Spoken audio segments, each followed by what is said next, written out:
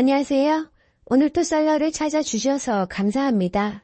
영상 시청 후 구독, 좋아요, 댓글 참여는 다음 영상을 제작하는데 큰 힘이 됩니다. 오늘 사연 시작합니다. 안녕하세요. 저는 얼마 전에 이혼했습니다. 남편과 시댁의 두 얼굴을 봐버렸거든요. 그 이야기 한번 해볼게요. 먼저 제 어릴 적 이야기부터 해야겠네요. 저는 5살일 때 부모님께서 교통사고로 한낮 1시에 두 분 모두 돌아가셨습니다. 그때는 너무 어린 나이였기 때문에 저는 뭐가 뭔지 아무것도 몰랐어요. 부모님 장례식장에서 엄마 언제 오냐고 울면서 보챘던 게 어렴풋이 기억이 나네요. 아빠는 일가 친척이 하나도 없는 전의 고아였습니다.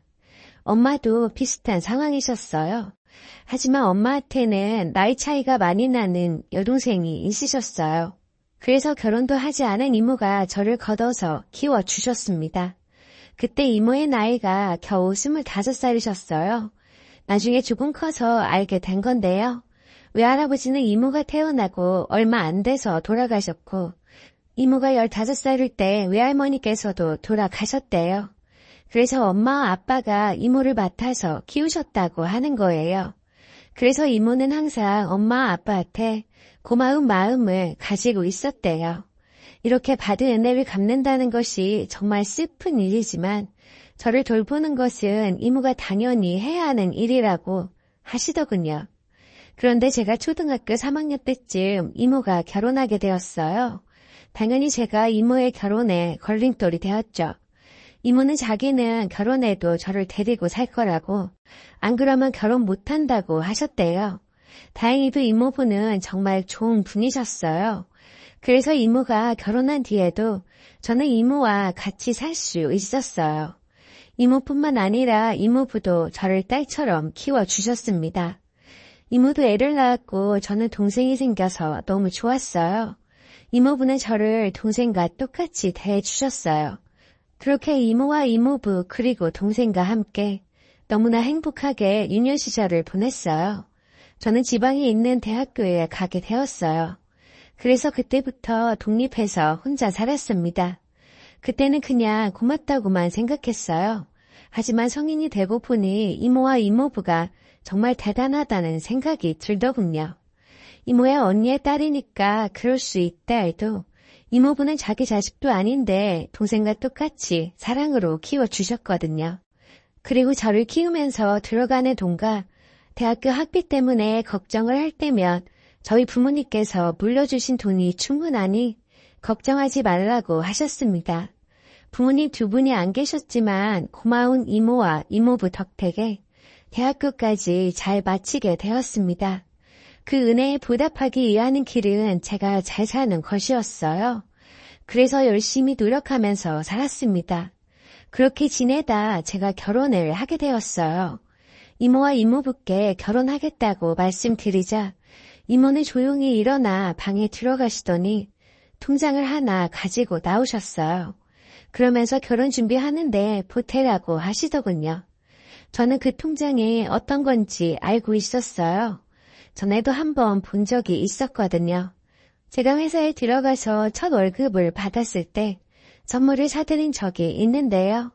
그때 이제는 저에게 줄 때가 되었다고 주려고 하셨던 통장이었거든요. 바로 부모님의 보험금이었습니다. 저는 그때 그걸 받아들고 얼마나 울었는지 몰라요. 부모님이 생각나서가 아니라 이모와 이모부께 너무 감사했거든요. 통장을 보니 단 한 푼도 쓰지 않으신 거예요. 대학교 졸업할 때까지 저를 돌봐주셨으니까 거의 20년 가까운 세월 동안 저한테 돈이 많이 들어갔을 텐데 말이죠. 그래서 왜 한 푼도 쓰지 않으셨냐고 여쭤봤어요. 우리는 너를 조카라고 생각하고 키우지 않았다. 처음 너를 맡아야 한다고 했을 때 우리는 딸이라고 생각하자고 결심했단다. 부모가 자식 뒷바라지 하는 것은 당연한 거야. 너를 키우면서 힘이 들 때가 없었다면 거짓말이지만 우린 즐거운 마음으로 받아들였어. 내가 별탈 없이 잘 커주는 거에 감사했거든.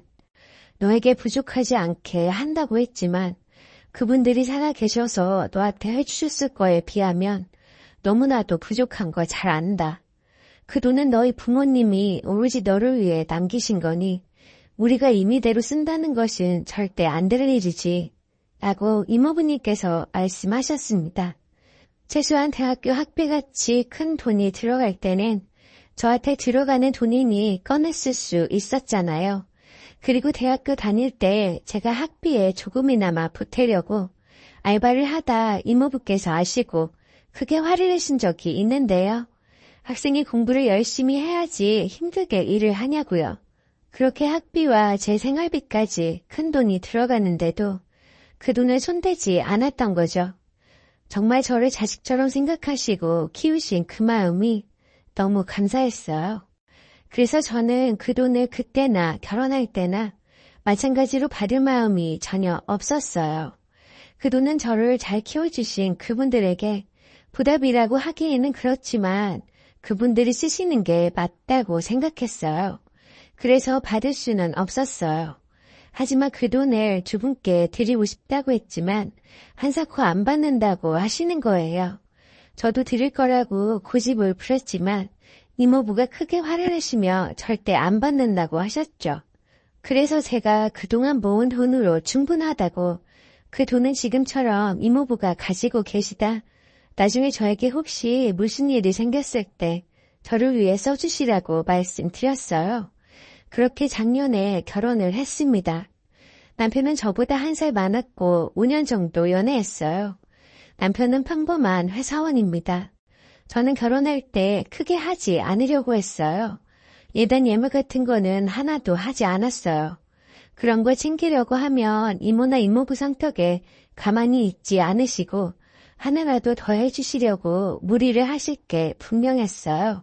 그래서 결혼 이야기 나올 때부터 우린 그런 거 하지 말고 하나도 주고받지 말자고 했어요. 순전히 우리 힘으로 시작하자고 했어요.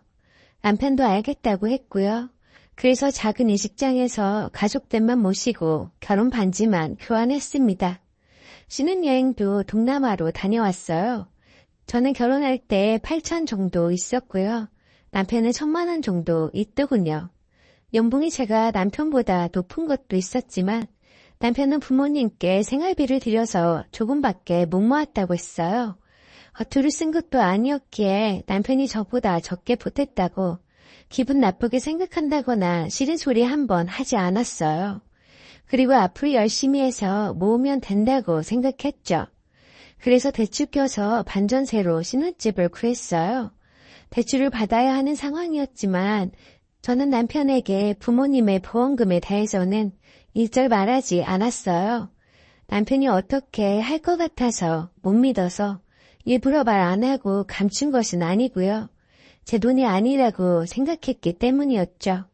그리고 가전제품은 제가 처녀 때 쓰던 게 멀쩡해서 그냥 계속 쓰기로 했으니 저희가 가지고 있는 돈으로 충분했습니다. 남편과의 결혼 생활은 괜찮았어요. 남편은 자상한 사람이었고 집안일도 잘 도와주는 사람이었죠. 남자는 결혼 전과 결혼 후가 다르다고 하는데 남편은 아니었어요.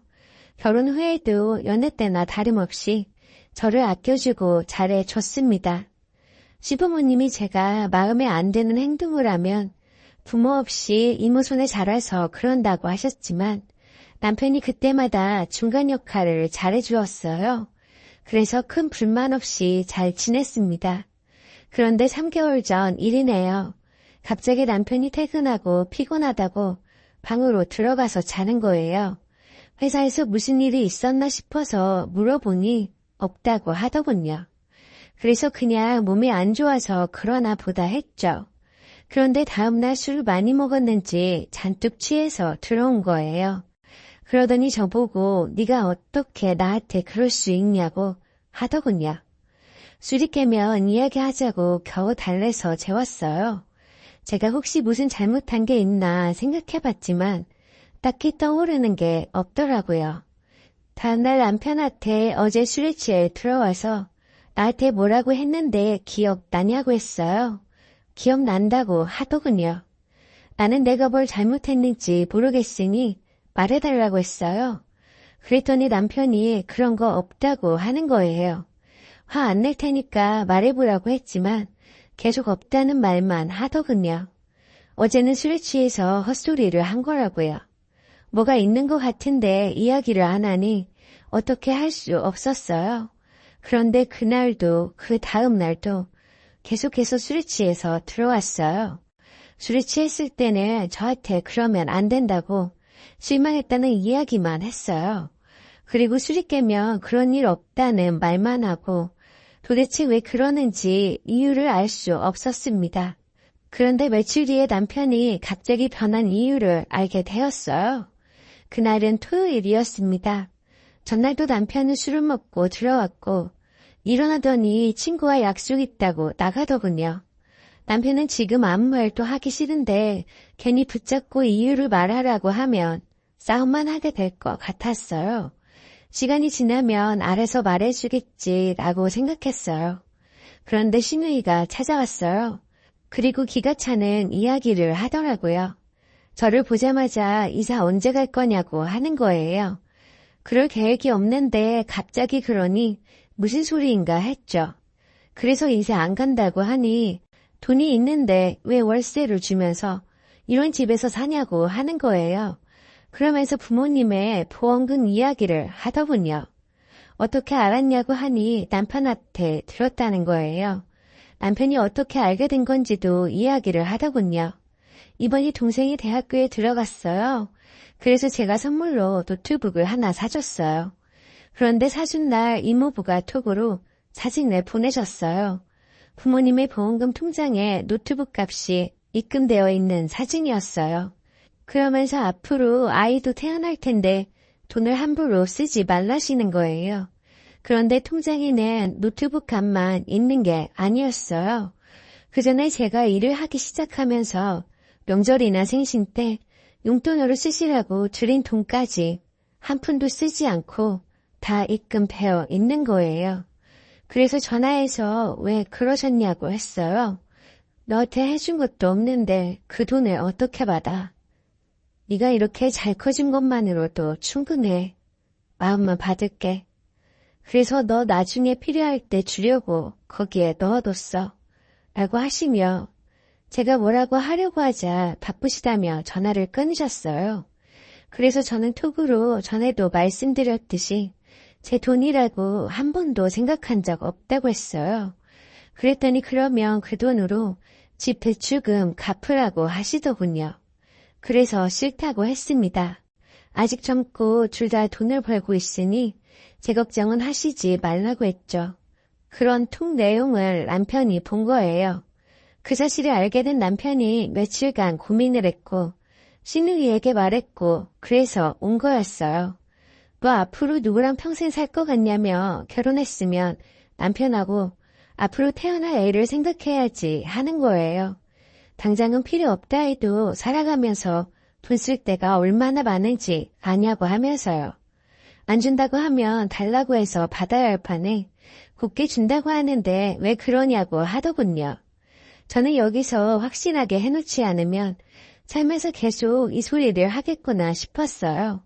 그래서 그 돈은 제 돈이 아니라고 했습니다. 제가 크면서 들어간 돈이 한두 푼이 아닌데 그동안 그 돈을 한 푼도 쓰지 않으셨다고 부모님 돌아가시고 오갈 데 없는 저를 사랑으로 키워주신 고마운 분들이라고 했어요. 그런 분들에게 드리지 못할지언정 어떻게 그 돈을 받을 수 있냐고 했습니다. 저는 절대 못 받는다고 했어요. 그리고 저희 둘이서 돈을 벌고 있으니 앞으로 애가 태어나도 잘 키울 수 있다 했죠. 계속 이야기를 해도 제가 마음을 안 바꾸자 신우이는 답답하다고 하고 가더군요. 그날 남편이 들어왔길래 붙잡고 이야기했어요. 물론 제가 결혼해서 속인 거는 잘못이잖아요. 그래서 남편이 저에게 섭섭할 수 있다고 생각했어요. 그래서 자초지종을 잘 이야기하면 이해해줄지 알았습니다. 그런데 아니었어요. 넌 돈이 있으면서 왜 이런 집에 사냐? 그리고 니도 나랑 같이 쓰는 거 배 아프냐? 일은 따로 내 돈 따로 이럴 거면 나랑 왜 결혼했냐? 그래서 난 그렇게 생각하지 않는다고 했어요. 결혼할 때 당신이 나보다 적게 보태도 난 한마디도 하지 않았어. 부모님께 생활비 드리느라 많이 못 모았다 해서 내가 잘했다고 했잖아. 넌 네가 숨겨놓은 돈이 많아서 그런 거잖아. 돈이 많으면 내가 얼마를 보태든지 아무 상관없고 괜찮았겠지. 그래서 당신 돈 때문에 나랑 결혼한 거 아니잖아 라고 했어요. 그랬더니 그러는 거는 아니지만 모르고 있으면 모르겠지만 이제 자기가 안 이상 그냥 그대로 둘 수는 없다는 거예요. 그럼 어쩌자는 거냐고 하니 돈을 받아 오라더군요. 그래서 돈을 받느니 이혼하겠다고 했죠. 그랬더니 남편이 이혼이란 말이 그렇게 쉽게 나오냐고 하는 거예요. 그러면서 부모 없이 자라서 그러냐고 막말을 하더군요. 지 엄마가 그 이야기 할 때 아니라고 했는데 지금 보니 그 말이 맞다고요. 저는 도저히 참을 수가 없었어요. 그래서 남편 뺨을 쳐버리고 밖으로 나와버렸어요. 이모한테 갈 수도 친구한테 갈 수도 없어서 혼자 모텔에 가서 뜬 눈으로 밤을 새웠어요. 도저히 잠이 오지 않더라고요.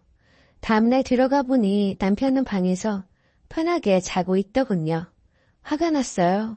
이런 상황에서 태평하게 잠이 오나요? 그런데 그때 신우이가 또 온 거예요. 이번에는 혼자가 아니라 시부모님과 같이요. 신우이가 시부모님께 다 이야기했나 보더군요. 그리고 어제 이혼 이야기가 오간 것도 다 알고 있더라고요. 남편이 이혼하겠다고 했나 보더군요. 남편을 깨웠고 시어머니는 자리에 앉자마자 네가 먼저 이혼하자고 했냐고 하더군요. 네라고 대답하니 살면서 많은 일이 있는데 겨우 이깟 일로 이혼을 운운하냐 하시더군요. 부부끼리 다툴 수도 있지 그때마다 이혼하면 세상 어느 부부가 살겠냐고 이혼하자고 한 것은 잘못이라고 하시는 거예요. 그래서 죄송하다고 했습니다. 시어머니는 남편 보고도 마누라가 이혼하자고 하면 잘 달래서 살아야지 그게 뭔 짓이냐고 했어요. 저는 시어머니가 단순히 싸워서 이혼 이야기를 한 것 때문에 오셨는 줄 알았어요. 그런데 아니었습니다. 시어머니는 남편보다 그리고 시누이보다 더 황당한 이야기를 하시더군요. 내가 어떤 일이 있었는지 다 들었다. 이런 일이 있었으면 진작에 나한테 말을 해야지. 너희들끼리 이게 뭐냐? 돈 때문에 이혼한다고나 하고.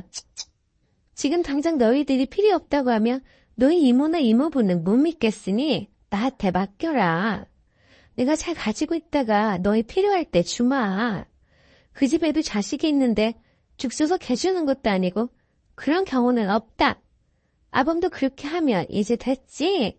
그 말을 들은 남편은 고개를 끄덕이더군요. 저는 그 말을 듣고 어이가 없었어요. 부모님 보험금을 가지고 죽섰다는 표현을 하는데 누가 가만히 있나요? 부모님이나 다름없는 분들께 믿고 맡긴 건데 왜 자기들이 이 난리인지 이해가 가지 않더군요.